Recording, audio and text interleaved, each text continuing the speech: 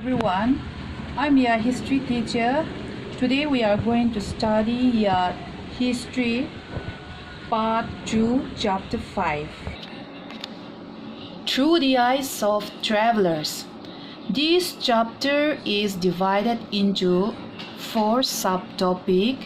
Number 1, Albiruni, the Asian traveler. Number 2, Ibn Battuta, the travelers from Africa. And number 3, Francis Berner, the European traveler. And number 4, about various travelers and their account.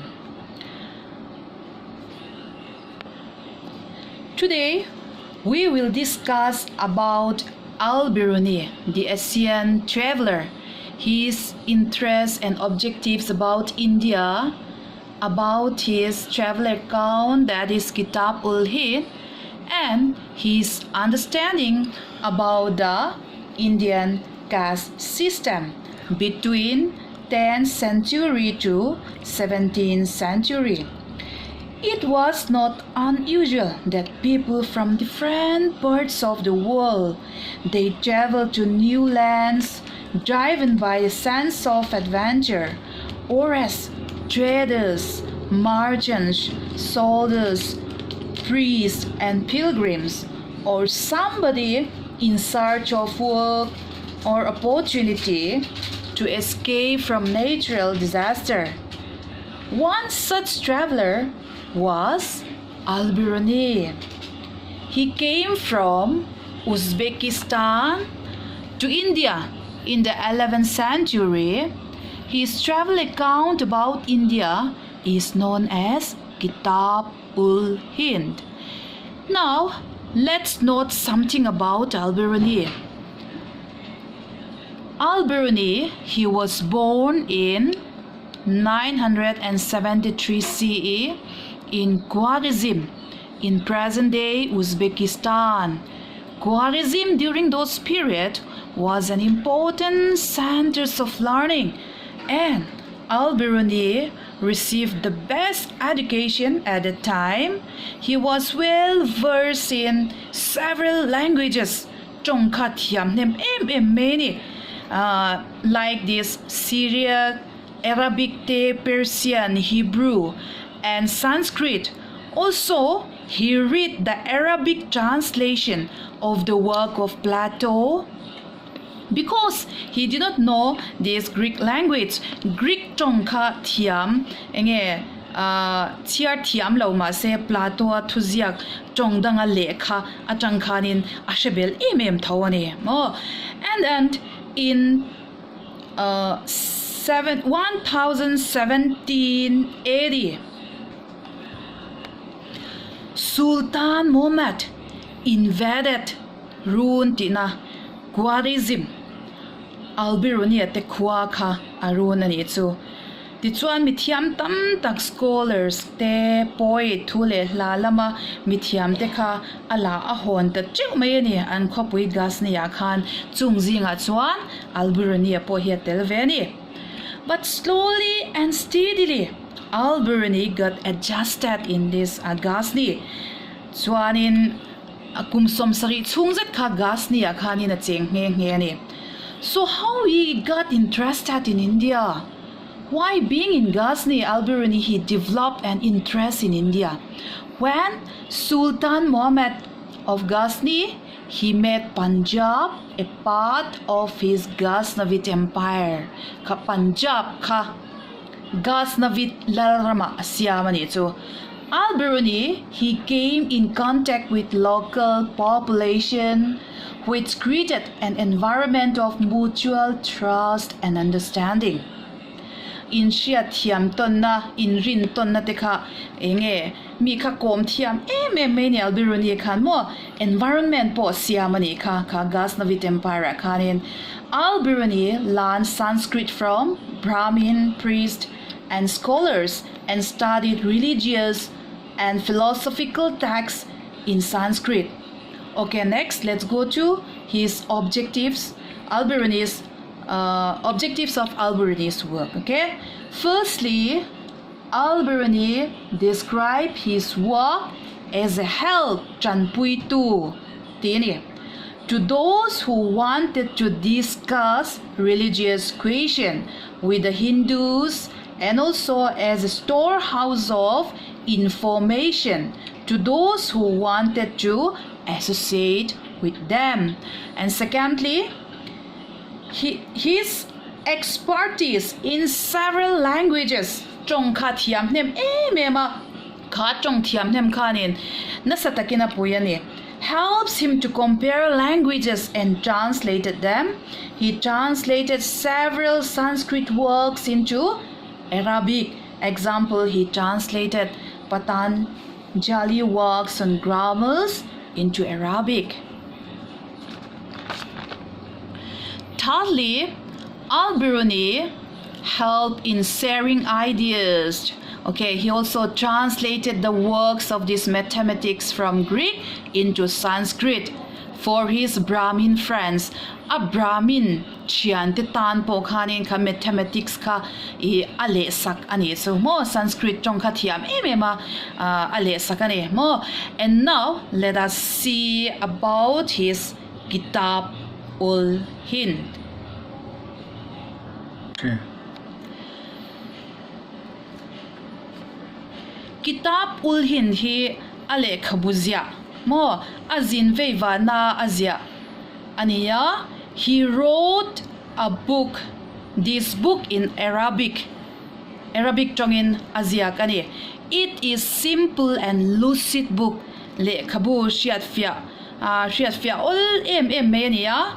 And this voluminous text kan ti chuanin le khabu cha thik text nani was divided into 80 chapters on many subjects like tengele pakhanna chuan religion sa kho chungchang sa kho lampang thilte, philosophy mimal thupui le thurin chungchang te, astronomy vansang lampang zirna te, and then festival good intil himna lampang te, manners nunphung nungchang, custom hi mirama bungrathon chwale laglu chungchang velte potel vekani chu weights and measure bugna lampang thilte, social life vantlang nundante, iconography. This iconography is the study of image. Swan laws and metrology te laws to dan ania metrology is the study of science. Okay, see this. Basically, each chapter started with question. Chapter tin he zo na in a start achan masapotani, and then he described more based on these Sanskritic traditions and conclusion with comparison with other culture was given. See, tikanin this question zona siaman describe leta, and after that he compare with other culture again. It must be very, very interesting, isn't it? Angai nom don lut tukania le khabu siam kha chuanin tu te tan nge he le khabu hi asiam azia bikle. Let's see here. Okay, he wrote these texts for the people living along the frontiers of the subcontinent. Ale Albiruni le khabuzi atang hian chi le kwang nam sang ten logna na satak an lo tel phabok ani. Now let's go to the next, that is the problem faced by Albiruni while understanding and writing about India. The very first problem he faced was language.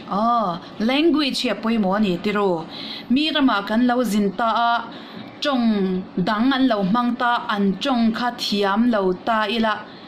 Chong kan thiam ve si lo chuan mi ang me kan ni tiro.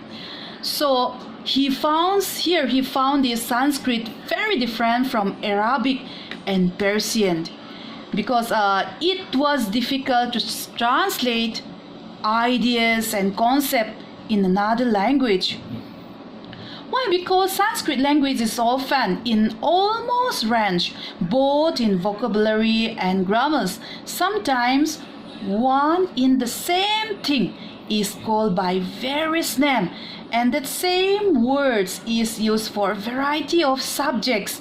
Kami avang kan har sanna to kani til in ang reng alamdan chi shang nei kha mo Sanskrit ta khana tam em avang khanin translate chung sang up po khanin he faced lots of problem. Okay. The second problem he faced was religious difference between the religious beliefs and practice of India and the Arabic world. The problem he faced was ego and self-centeredness. Ego kan ti chuan nge mani in ngai hlut na mo, and then self-centeredness is what preoccupied with oneself kan ti don me of the Indian society. Due to this, it was very difficult to penetrate. He felt difficult to penetrate among the Indian society. Penetrate kan ti chuanin ton tlang harsa atini so mo egon nga lutuk self-centeredness atam lutuk awang khanin. But still then, interestingly, still Albiruni depend almost exclusively on the works of Brahmanas to give an understanding of the Indian society. He often cited tekin na khanin nge lekhabu shang kha mangkwal ta ni mo passage from these Vedas, Puranas, Bhagavad Gita, Manusmriti, etc.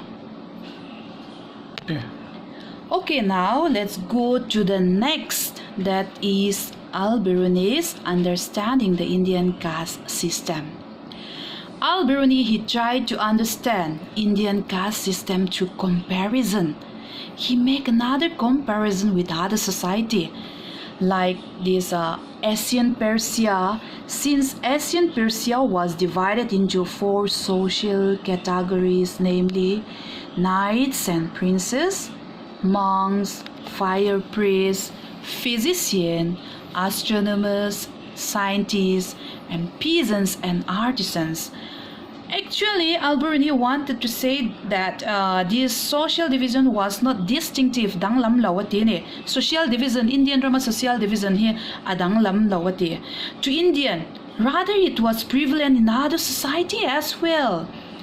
And also, at the same time, Albiruni wanted to convey that Islam treated everybody as equal. Albiruni hile lampang ngai tua chuan deep meaning, deep takahan ngai tua chuanin angai not matang tero. According to him, according to Albiruni, India Varna system or caste system, this was also divided into 4 categories like Brahmins. Brahmin was considered the best and the head. Kanti kamo. Chuan next, Kastya, born from shoulders and arms of Brahma. Third, in the social ladder were Vaishyas le, engenika, Sudras tenika mo. Chuanin, there was not much differences between these Vaishyas and Sudras. Both lived together in the same towns and villages. So Albiruni, he criticized the notion of this pollution which he saw in India. Though he accepted Brahminical description of this caste system, he criticized the notion of pollution. According to him, the sun cleanses the air, salt in the sea. It prevents the water from becoming polluted. Similarly, everything which becomes impure tries and succeeds in regaining its in the state of purity. Otherwise, life on earth would have been impossible. So, the concept of social pollution in this caste system was against the laws of nature. And Albiruni was deeply influenced by this point of view of this Brahmanas in his description of this Indian caste system, whereas in reality this system was not as rigid as it appear in the text. Okay, hemi chung chang hi rigid kan ti chuanin khir a khir lu tuk lem lo ani a text a hian khir hle angin in zia ka ma se a practice a kha chuanin a khir lem lo ani. Let's see an example of this. Okay, the categories of this antyaja born outside the system. Now these antyaja, they were often expected to provide cheap labor to poor peasants and to both these labor to peasants and jamindars, so they were included within the economic network, isn't it? Okay, chuwangin kha khirlut tuk angan soipo kha akhirwak lo ani ti he example atang hianin kan hrichia gani tiro. Okay, so khati zong kha nia tuna kan zir thei chin chu Albiruni chungchang. Okay, chuan homework pahnih lek pek cheu ka dua chung te chu question in lo chan tur pakhan na chuan write a note on the kitab ul hin ti le. Number 2, discuss Albiruni's understanding the caste system ti kha in lo chang don ya. Okay, stay home, stay safe, do physical exercise regularly, and always keep in touch with your book.